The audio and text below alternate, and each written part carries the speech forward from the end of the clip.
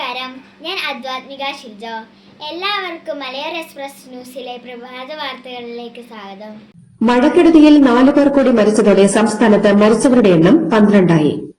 കണ്ണൂർ കൂത്തുപറമ്പിൽ തോട്ടിൻകരയിൽ മരിച്ച നിലയിൽ കണ്ടെത്തിയ കൈതേരിയിടത്തിൽ രാരിഷ്, കാപ്പാട് വെള്ളക്കെട്ടിൽ വീണ് ചികിത്സയിലിരിക്കെ മരിച്ച 2 വയസ്സുകാരൻ മാസിൻ, തിരുവനന്തപുരത്തുനിന്ന് കാണാതായി മൃതദേഹം കണ്ടെത്തിയ മത്സ്യത്തൊഴിലാളികളായ ഫ്രീമോൻ, ആന്റണി എന്നിവരാണ് ഇന്നലെ മരിച്ചത്.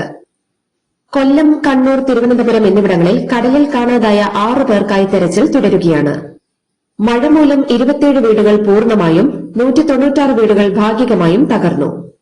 209 ദുരിതാശ്വാസ ക്യാമ്പുകളിലായി 5792 പേരെ മാറ്റിപ്പാർപ്പിച്ചിരിക്കുകയാണ്. കനത്ത മഴ മൂലം 11 ജില്ലകളിലെ വിദ്യാഭ്യാസ സ്ഥാപനങ്ങൾക്ക് ഇന്ന് അവധി. കാസർകോട്, കണ്ണൂർ, വയനാട്, കോഴിക്കോട്, മലപ്പുറം, പാലക്കാട്, തൃശൂർ, എറണാകുളം, ഇടുക്കി, കോട്ടയം, പത്തനംതിട്ട ജില്ലകളിലെയും ആലപ്പുഴ ജില്ലയിലെ ചെങ്ങന്നൂർ, കുട്ടനാട് താലൂക്കുകളിലെയും വിദ്യാഭ്യാസ സ്ഥാപനങ്ങൾക്കാണ് അവധി. പ്രൊഫഷണൽ കോളേജുകൾക്കും അവധി ബാധകമാണ്. കോട്ടയം, ഇടുക്കി, എറണാകുളം ജില്ലകളിൽ ശക്തമായ മഴയ്ക്കും കാറ്റിനും സാധ്യത. പത്തനംതിട്ട ജില്ലയിൽ അതീവ ജാഗ്രതാ നിർദ്ദേശം. മലയോര മേഖലയിൽ ജാഗ്രതാ അനൗൺസ്മെന്റ് നടത്തി. കക്കാട്ടാറിന്റെയും പമ്പയാറിന്റെയും തീരത്ത് മിന്നൽ പ്രളയ മുന്നറിയിപ്പും നൽകി. നിറപുത്തരിക്കായി ശബരിമല നട തുറന്നെങ്കിലും ശബരിമല തീർത്ഥാടകരെ പമ്പയിലേക്ക് കടത്തിവിടുന്നില്ല. കോഴിക്കോട്ട് കക്കയം ഡാമിന്റെ ഷട്ടർ തുറന്നു. മണ്ണിടിച്ചിലിന് സാധ്യതയുള്ള ദേശീയപാത 85-ൽ നേര്യമംഗലം മുതൽ അടിമാലി വരെ ഗതാഗതം നിരോധിച്ചു. മഴ മുന്നറിയിപ്പുകൾ നൽകുന്നതിൽ വീഴ്ച ഉണ്ടായിട്ടില്ലെന്ന് ദുരന്ത നിവാരണ authority secretary doctor Shekhar Kuriakose. ആദ്യം ഓറഞ്ച് അലർട്ട് നൽകുന്നതും പിന്നീട് അതിൽ മാറ്റം വരുത്തുന്നതുമെല്ലാം സ്വാഭാവികമാണ്. റഡാറിലെ ഡാറ്റ മാറുന്നതിനനുസരിച്ചാണ് മാറ്റങ്ങൾ വരുത്തുന്നതെന്നും അദ്ദേഹം പറഞ്ഞു. വീണ വിജയനെതിരായ അന്വേഷണം തടസ്സപ്പെടുത്താനാണ് തങ്ങൾക്കെതിരെ ആക്രമണം നടത്തിയതെന്ന് എൻഫോഴ്സ്മെന്റ് ഹൈക്കോടതിയിൽ. പ്രതിപക്ഷ നേതാവ് പിണറായി വിജയന്റെ വീട്ടിൽ പരിശോധന നടത്തിയ ED ഉദ്യോഗസ്ഥരെ ആക്രമിച്ചത് ഭയപ്പെടുത്തി പിന്തിരിപ്പിക്കാനായിരുന്നെന്ന് പ്രതികളുടെ ജാമ്യ ഹർജിയെ എതിർത്തുകൊണ്ട് എൻഫോഴ്സ്മെന്റ് വാദിച്ചു. സർക്കാർ എയ്ഡഡ് സ്കൂളിലെ കുട്ടികളുടെ ഉച്ചഭക്ഷണ പദ്ധതിക്കുള്ള സംസ്ഥാന സർക്കാരിന്റെ വിഹിതത്തിന് 2026-27 സാമ്പത്തിക വർഷം 649 കോടി രൂപ അനുവദിച്ചു. PM പോഷൻ പദ്ധതിയുടെ സംസ്ഥാന സർക്കാരിന്റെ വിഹിതത്തിനാണ് ഭരണാനുമതി. പ്രളയബാധിത സംസ്ഥാനങ്ങൾക്ക് 2117.85 കോടി രൂപ SDRF ഫണ്ട് അനുവദിച്ച് കേന്ദ്ര സർക്കാർ. പ്രളയം, മണ്ണിടിച്ചിൽ ബാധിത സംസ്ഥാനങ്ങൾക്കാണ് തുക അനുവദിച്ചത്. എന്നാൽ പട്ടികയിൽ കേരളമില്ല. കനത്ത മഴയെ തുടർന്ന് റെയിൽ പാളത്തിലേക്ക് മണ്ണിടിഞ്ഞ് വീണതിനാൽ കർണാടകത്തിലേക്കുള്ള ട്രെയിൻ സർവീസുകൾ തടസ്സപ്പെട്ടു. കോഴിക്കോട് ബംഗളൂരു എക്സ്പ്രസ് പാതിവഴിയിൽ സർവീസ് നിർത്തി. മംഗളൂരു യശ്വന്ത്പുര റൂട്ടിലും ട്രെയിൻ ഗതാഗതം തടസ്സപ്പെട്ടു. അടിയന്തര സാഹചര്യങ്ങൾ നേരിടാൻ സർക്കാരും വകുപ്പും സജ്ജമെന്ന് തദ്ദേശ സ്വയംഭരണ വകുപ്പ്. നടപടികൾ ഏകോപിപ്പിക്കുന്നതിന് ജില്ലാ ജോയിന്റ് ഡയറക്ടർമാരുടെ യോഗം ചേർന്നു. ദുരിതാശ്വാസ ക്യാമ്പുകളിലെ സൌകര്യങ്ങൾ വർദ്ധിപ്പിക്കാൻ നടപടികൾ സ്വീകരിച്ചതായി തദ്ദേശ സ്വയംഭരണ വകുപ്പ് പ്രിൻസിപ്പൽ ഡയറക്ടർ ഡോക്ടർ ദിവ്യ S. അയ്യർ പറഞ്ഞു. കേരളത്തിലെ വിമാനത്താവളങ്ങളിൽ നിന്ന് കഴിഞ്ഞ 2 ആഴ്ച 14 കേസുകളിലായി 11 കോടിയിലധികം രൂപ വിലയുള്ള 8 കിലോ സ്വർണം കസ്റ്റംസ് പിടിച്ചെടുത്തു. 6 മലയാളികളും 3 തമിഴ്നാട്ടുകാരും ഉൾപ്പെടെ 9 പേരെ കസ്റ്റംസ് അറസ്റ്റ് ചെയ്തു. സ്ഥലം മാറ്റത്തിനുള്ള റവന്യൂ വകുപ്പിന്റെ HRMS പോർട്ടലിൽ അപേക്ഷക അറിയാതെ തിരിമറി. ലാൻഡ് റവന്യൂ കമ്മീഷണറേറ്റിലെ ഭരണാനുകൂല സംഘടനാ നേതാവാണ് അപേക്ഷയുടെ മുൻഗണനാ ക്രമത്തിൽ അനധികൃതമായി തിരുത്തലുകൾ നടത്തിയത്. പുനർഗേഹം പദ്ധതി തുക 20 ലക്ഷമായി ഉയർത്തണമെന്നാവശ്യപ്പെട്ട് KC വേണുഗോപാൽ MP മുഖ്യമന്ത്രി VD സതീശന് കത്തു നൽകി. കടലാക്രമണ ഭീഷണി നേരിടുന്ന തീരദേശവാസികളെ പുനരധിവസിപ്പിക്കാനാണ് കഴിഞ്ഞ UDF സർക്കാർ പദ്ധതി ആരംഭിച്ചത്. വീടും സ്ഥലവും വാങ്ങാനും പുതിയ വീട് നിർമ്മിക്കുന്നതിനുമായി 10 ലക്ഷം രൂപയാണ് പദ്ധതിക്ക് വകയിരുത്തിയത്. സംസ്ഥാനത്ത് മഴക്കെടുതി രൂക്ഷമായിരിക്കെ മുഖ്യമന്ത്രി VD സതീശൻ ഭക്ഷണ വിരുന്നിൽ പങ്കെടുത്തതിനെ ചൊല്ലി വിവാദം. മലപ്പുറം പൊന്നാനിയിൽ യൂത്ത് ലീഗ് നേതാവിന്റെ വീട്ടിൽ ഭക്ഷണം കഴിക്കുന്ന ദൃശ്യങ്ങൾ പങ്കുവച്ചാണ് CPM നേതാക്കളുടെ വിമർശനം.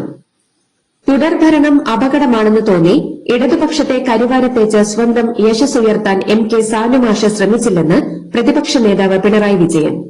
സാനുമാസ്റ്ററുടെ ചരമവാർഷിക അനുസ്മരണത്തിൽ എഴുത്തുകാരി M. ലീലാവതി ടീച്ചർക്ക് സാനുമാസ്റ്റർ സ്മാരക പുരസ്കാരം സമ്മാനിച്ച് സംസാരിക്കുകയായിരുന്നു പിണറായി.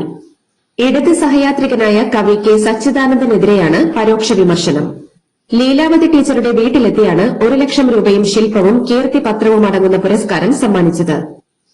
കേരളത്തിലെ മഴക്കെടുതിയിൽ കനത്ത നാശനഷ്ടങ്ങളും ജീവഹാനിയും സംഭവിച്ചതിൽ ദുഃഖം രേഖപ്പെടുത്തിയ ലോക്സഭാ പ്രതിപക്ഷ നേതാവും വയനാട് മുൻ എംപിയുമായ രാഹുൽ ഗാന്ധി മരിച്ചവരുടെ കുടുംബങ്ങളുടെ ദുഃഖത്തിൽ പങ്കുചേരുന്നതായി അദ്ദേഹം പറഞ്ഞു. മാനസിക ശാരീരിക ആരോഗ്യത്തിന് പ്രാധാന്യം നൽകുന്നവരാണ് നമ്മൾ എല്ലാവരും. ശാരീരിക ആരോഗ്യത്തിന് ഒരു മികച്ച പരിഹാരം തേടി ഞങ്ങളിപ്പോൾ എത്തിയിരിക്കുന്നത് ബോൺ സെറ്റിംഗിന് സ്പെഷ്യലൈസ് ചെയ്ത കണ്ണൂർ ജില്ലയിലെ ഇരിട്ടിയിലെ ജീവനം ആയുഷ് ക്ലിനിക്കിലാണ്. ആയുഷ് ക്ലിനിക്കിലെ ചികിത്സാ വിധികൾ എന്തൊക്കെയാണെന്ന് നോക്കാം. കേരളത്തിലും GCC കൺട്രീസിലും 35 വർഷത്തെ സേവന പാരമ്പര്യമാണ് ജീവനം ആയുഷ് ക്ലിനിക്കിന് പറയാനുള്ളത്.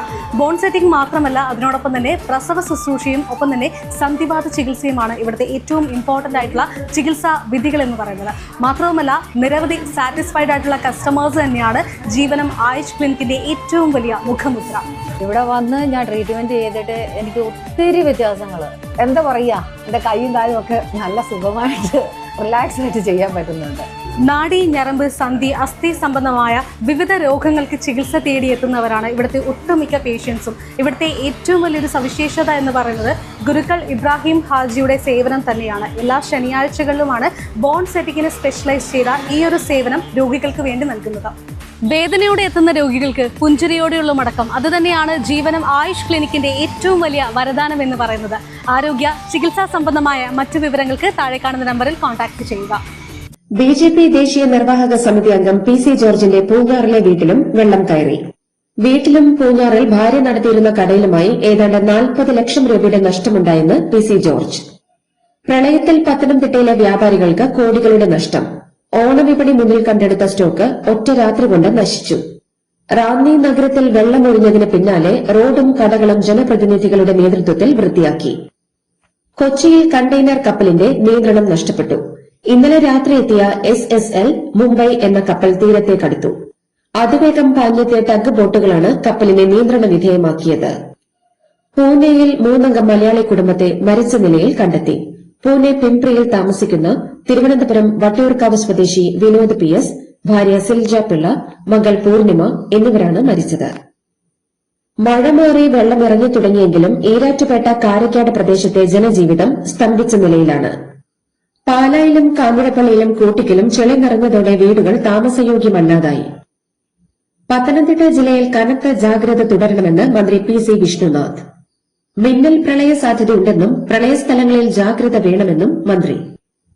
സംസ്ഥാനത്ത് കനത്ത മഴയും കടലാക്രമണവും ഉരുൾപൊട്ടലും മൂലമുള്ള പ്രതിസന്ധിയിൽ ദുരിതബാധിതരെ സഹായിക്കാൻ മുഖ്യമന്ത്രി VD സതീശൻ തയ്യാറാകണമെന്ന് CPM. മുഖ്യമന്ത്രിയുടെ നിലപാട് നിസ്സംഗത നിറഞ്ഞതാണെന്നും CPM സംസ്ഥാന സെക്രട്ടേറിയറ്റ് വിമർശിച്ചു. പൂഞ്ഞാർ പയ്യാനിത്തോട്ടത്തുണ്ടായ ഉരുൾപൊട്ടൽ ദുരന്തത്തിൽ ജീവൻ നഷ്ടമായ റെജീന ജോണിക്കും മകൻ ജോസഫൈൻ ജോണിക്കും നാടിന്റെ വിട. കുടുംബത്തിന്റെ വീടടക്കം സർവ്വവും ഉരുളെടുത്തതോടെ മൃതദേഹങ്ങൾ പയ്യാനിത്തോട്ടം ഹോളി സ്പിരിറ്റ് പബ്ലിക് സ്കൂളിലാണ് പൊതുദർശനത്തിന് വെച്ചത്. കണ്ണൂർ പയ്യന്നൂരിൽ കൊലക്കേസ് പ്രതിയെ ബാലസംഘം കൺവീനറായി തെരഞ്ഞെടുത്തു. BMS നേതാവിനെ കൊലപ്പെടുത്തിയ കേസിലെ 1ാം പ്രതിയായ TCV നന്ദകുമാറിനാണ് ബാലസംഘത്തിന്റെ ചുമതല നൽകിയിരിക്കുന്നത്. പോലീസിനെ ബോംബെറിന് കൊലപ്പെടുത്താൻ ശ്രമിച്ച കേസിൽ 20 വർഷത്തേക്ക് ശിക്ഷിക്കപ്പെട്ട നന്ദകുമാർ ജയിലിലാണ്. വിരമിക്കാൻ മാസങ്ങൾ മാത്രം ബാക്കി നിൽക്കെ വയനാട്ടിലേക്കുള്ള സ്ഥലം മാറ്റം റദ്ദാക്കണമെന്ന് സീനിയർ പോലീസ് ഓഫീസേഴ്സ് അസോസിയേഷൻ നേതാവ് DK പൃഥ്വിരാജിന്റെ ആവശ്യം സർക്കാർ തള്ളി. മുൻ മന്ത്രി MK സ്റ്റാലിൻ പരാജയപ്പെട്ട കൊളത്തൂർ നിയോജക മണ്ഡലത്തിലെ വോട്ടിംഗ് യന്ത്രങ്ങളിൽ ക്രമക്കേട് നടന്നതായി DMKയുടെ ആരോപണം. എന്നാൽ EVMകളിൽ ക്രമക്കേടും കൃത്രിമത്വവും നടന്നതായുള്ള ആരോപണം ജില്ലാ തെരഞ്ഞെടുപ്പ് ഓഫീസർ GS സമീരൻ നിഷേധിച്ചു. കാവേരി വെള്ളം പങ്കുവയ്ക്കൽ തർക്കത്തിൽ ശാശ്വത പരിഹാരം വേണമെന്ന് കർണാടകം. കേന്ദ്ര സർക്കാരോ സുപ്രീംകോടതിയോ വിഷയത്തിൽ ഇടപെടണം. DMK നൽകിയിട്ടുള്ള ഹർജിയിൽ കോടതി ചോദിച്ചാൽ വിശദീകരണം നൽകും. കനത്ത മഴയിൽ കർണാടകയിലും വ്യാപക നാശം. ഷിമോഗയ്ക്ക് സമീപം തീർത്ഥഹള്ളിയിൽ വീടുകൾക്ക് മുകളിലേക്ക് കുന്നിടിഞ്ഞു വീണ് 3 പേർ മരിച്ചു. 1 കോടിയിലധികം യുവാക്കളെ അണിനിരത്തി ലഹരിമുക്ത യുവതയെന്ന പേരിൽ ലഹരിക്കെതിരെ രാജ്യവ്യാപക പ്രചാരണത്തിന് പ്രധാനമന്ത്രി നരേന്ദ്രമോദി തുടക്കമിട്ടു. കോക്രോച്ച് ജനതാ പാർട്ടി സമരത്തോടെ യുവശക്തി തിരിച്ചറിഞ്ഞ മോദി യുവാക്കളിലേക്ക് കൂടുതൽ അടുക്കാനുള്ള ശ്രമത്തിലാണ്. പാർലമെന്റിലെ സ്വതന്ത്രാംഗം പപ്പു യാദവിനെതിരെ വധശ്രമം. ഡൽഹിയിലെ വസതിയിൽ വാർത്താ സമ്മേളനത്തിനിടെ ചെരുപ്പെറിഞ്ഞ് ആക്രമിക്കാൻ ശ്രമിച്ചവരെ അനുയായികൾ പിടികൂടി പോലീസിൽ ഏൽപ്പിച്ചു. ഉത്തർപ്രദേശിലെ ബുലന്ദ് ഷഹർ സ്വദേശിയായ സുമിത് എന്നയാളെയും കൂട്ടാളിയായ ഹാപ്പിയെയുമാണ് ഡൽഹി പോലീസ് കസ്റ്റഡിയിലെടുത്തത്. അയോധ്യയിലെ രാമക്ഷേത്ര കൊള്ളക്കെതിരെ പാർലമെന്റിൽ പ്രതിപക്ഷം അവതരിപ്പിച്ച ആക്ഷേപഹാസ്യ നാടകത്തിൽ കാവ്യവസ്ത്രമണിഞ്ഞ പൂജാരിയായി പപ്പു യാദവ് അഭിനയിച്ചിരുന്നു. പ്രധാനമന്ത്രി നരേന്ദ്രമോദി മാപ്പ് നൽകിയതായി പ്രഖ്യാപിച്ചിട്ടും സിജെപി പ്രതിഷേധത്തിനിടെ വിവാദത്തിലായ 15 വയസ്സുള്ള പെൺകുട്ടിക്കെതിരെ ആക്രമണം തുടരുന്നുവെന്ന് സിജെപി. അധിക്ഷേപ പരാമർശത്തിന്റെ പേരിൽ രജിസ്റ്റർ ചെയ്ത എഫ്ഐആർ പിൻവലിച്ചിട്ടില്ലെന്ന് സിജെപി വക്താവ് രത്ന സിംഗ് പറഞ്ഞു. മകളോട് ക്ഷമിച്ചതിന് പ്രധാനമന്ത്രി നരേന്ദ്രമോദിയോട് നന്ദി അറിയിച്ച് ജന്തർ മന്ദർ പ്രതിഷേധത്തിനിടെ മോദി അധിക്ഷേപിച്ച പെൺകുട്ടിയുടെ അമ്മ.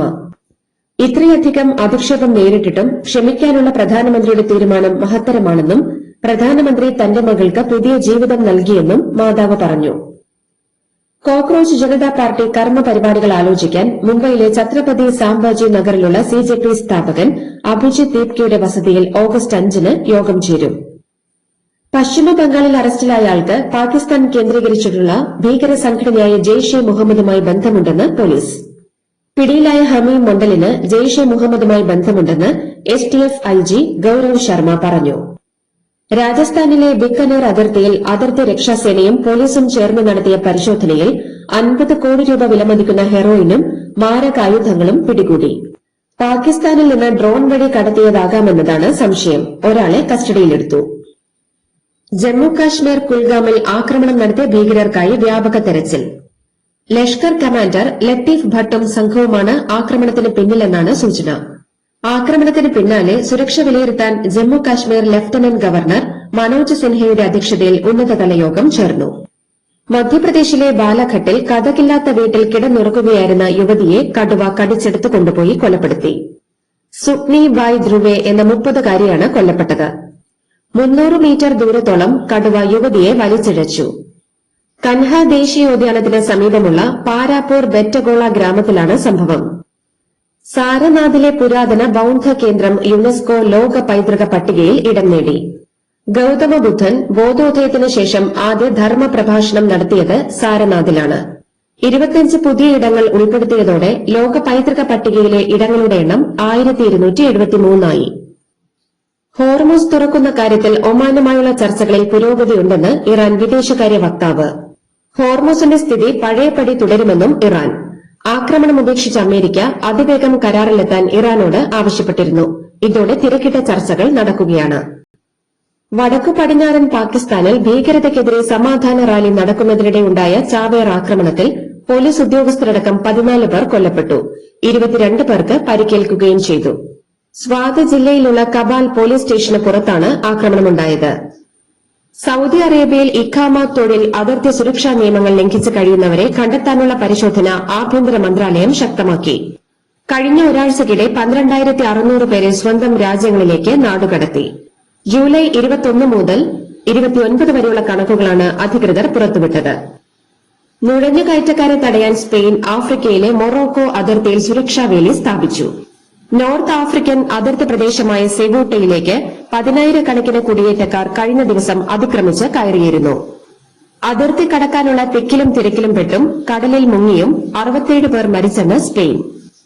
യുദ്ധമടക്കം പ്രതികൂലമായ എല്ലാ സാഹചര്യങ്ങളെയും 2 വർഷത്തേക്ക് നേരിടാൻ രാജ്യം പൂർണ്ണ സജ്ജമാണെന്ന് Iran vice president Mohammad Reza Aref. ഇന്തോനേഷ്യയിൽ യാത്രക്കാരുമായി പോയ ഫെറിക്ക് തീപിടിച്ചതിനെ തുടർന്ന് 5 പേർ മരിച്ചു. 41 പേരെ കാണാതായി. 271 യാത്രക്കാരാണ് ഫെറിയിലുണ്ടായിരുന്നത്. 225 പേരെ രക്ഷപ്പെടുത്തി. കാണാതായവർക്കായി തെരച്ചിൽ തുടരുകയാണ്. അമേരിക്കൻ പ്രസിഡന്റ് ഡൊണാൾഡ് ട്രംപുമായി സൌദി കിരീടാവകാശി മുഹമ്മദ് ബിൻ സൽമാൻ ചർച്ച നടത്തി. മേഖലയിൽ വർദ്ധിച്ചുവരുന്ന സംഘർഷങ്ങൾ കുറയ്ക്കാൻ നയതന്ത്ര ചർച്ചകൾക്ക് മുൻഗണന നൽകണമെന്ന് കിരീടാവകാശി പറഞ്ഞു. ഗ്ലാസ്ഗോയിൽ കോമൺവെൽത്ത് ഗെയിംസിന് കൊടിയിറങ്ങി. 39 മെഡലുകളുമായി ഇന്ത്യ മെഡൽ പട്ടികയിൽ 4-ാമതെത്തി. 13 സ്വർണവും 17 വെള്ളിയും 9 വെങ്കലവും അടങ്ങുന്നതാണ് ഇന്ത്യയുടെ മെഡൽ നേട്ടം.